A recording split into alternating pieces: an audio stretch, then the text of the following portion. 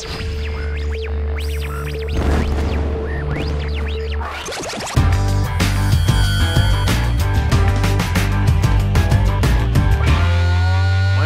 Thurston. I am the co-founder and publisher of Vector-One Media. I'm based in Berlin, and what we do is we publish geospatial content to the World Wide Web, and we've been doing this for a number of years, and the goal here is to create an online audience that is interested in spatial technology for agriculture and other industries.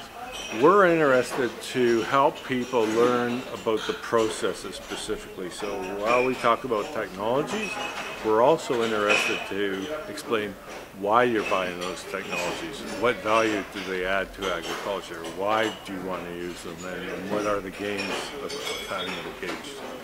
You mentioned today the future of the digital farm, and a lot of discussion about digital and how it works in agriculture. What do you think the digital farm looks like? Digital farm is going to be connected to the internet from top to bottom. This means all of the things in your house are going to be connected. All your land records will be digital, and your farming equipment will be digital, so that the information will flow from your field equipment to your on-site storage equipment, or even into the cloud, because you're going to be connected through high-speed internet, right?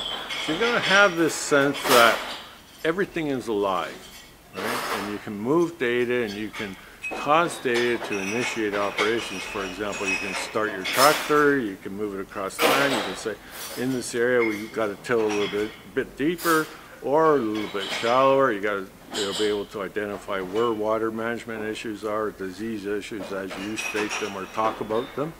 That'll be picked up and transferred digitally to a map automatically. So we see a higher level of automation to build the digital records at the same time as we're doing our operations. So if we look at when a lot of mapping came out, it was very difficult. It wasn't very user friendly. Right. And so when we talk about the future digital farm, will I need to be a tech geek to use some of these technologies? No. There's been a lot of change in that in the last 5 or 6 years, where we're trying to automate that. And that's one of the purposes of the cloud, is a lot of the automation sits back in the cloud, and it's the cloud that is serving us through the internet back out to your farm. So I suspect what's going to happen is a lot of voice commands are going to tell you or help you to initiate these operations. Then that data will be processed, and everything you need, you'll talk to it, and it'll be more vocal rather than manual in operation. So you're from Western Canada, but you now live in Germany. Mm-hmm. When you compare European farmers to Canadian farmers as it applies to technology, do you see differences in how they're using it on the farm?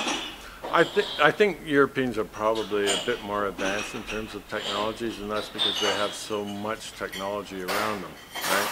And as part of that process is because of subsidization. But it depends where you go in Canada. I've seen some very advanced Canadian farmers with some, pretty first-rate technologies.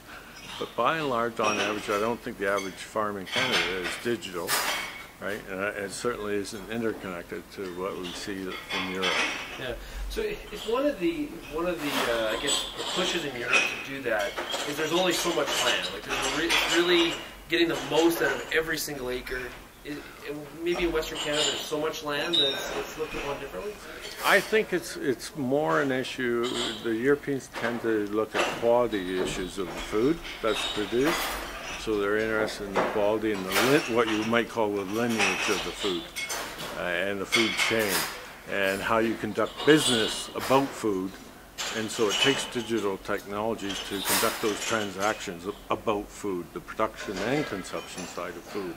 In Canada, we're exporters of food, so we think in a, like mining, in a very operational sense of how do we develop and produce it, but we don't think of the refining or the connection, the business side to sell that. And that's what drives it. The consumer is saying, I need some data reference, some points of reference of what I'm buying, how it was growing, and I demand those. So in that way, the Ontario farmer is probably a little bit closer. I would think so, yes. Yeah. Yes. Yeah, more than the Western Canadian farmer. I agree. Yeah, okay. So what are some of the, is it just about the consumer then to get the Canadian farmer adopting more technology? Is that what's really going to be the driver? I think part of it is that. Part of it is the government. You need a government that is willing to support a digital enhancement or advancement in the industry. And by that part of that can be taxation or incentive and policy, right? The governance that supports the digital agriculture is a very important piece here. I'm not convinced that our politicians in Canada know that. So in terms of the digital farm, it's not just about the operational production things. It's also, you mentioned a lot today about record keeping, and the importance of digital records. Why are those digital records so critical? Digital records will bring everything to a point of location. So everything we do on the earth has got a location associated with it. When you know the location, then you can identify operations where they're supposed to take place and at specific time. You can't do that unless your records are digital. The other factor of this is the communication of agricultural information. Often we get bombarded with text and people talking and telling us data, but after a while that just flies over your head and in one ear and out the other. It's through maps and geography that we use those as frames to embed the communications about agriculture. And that's what makes them so valuable. You can see where right away and in a graphic fashion.